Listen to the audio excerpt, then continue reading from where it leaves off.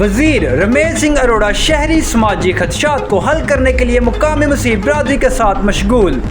لاہور، 15 جولائی۔ پنجاب کے وزیر برائے اقلیتی امور سردار رمیش سنگھ اروڑہ نے منگل کو اپنے دفتر میں مقامی مسیح برادری کے نمائندوں سے ملاقات کی، جس میں کمیونٹی کو متاثر کرنے والے متعدد مسائل پر تبادلہ خیال کیا۔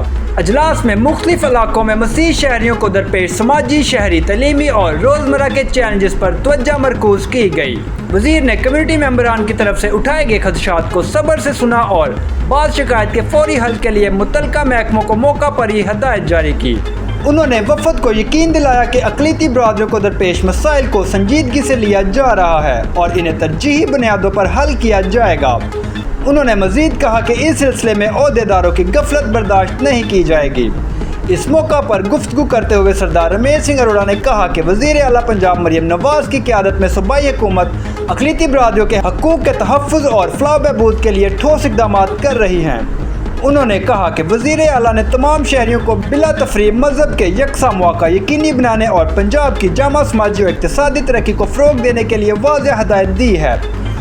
وزیر رمیش سنگھ اروڑہ نے اس بات پر بھی روشنی ڈالی کہ محکمہ اقلیتی امور نہ صرف اقلیتی برادریوں کی بہتری کے لیے پالیسیاں بنانے میں مصروف ہے بلکہ عملی اقدامات کو بھی نافذ کر رہا ہے۔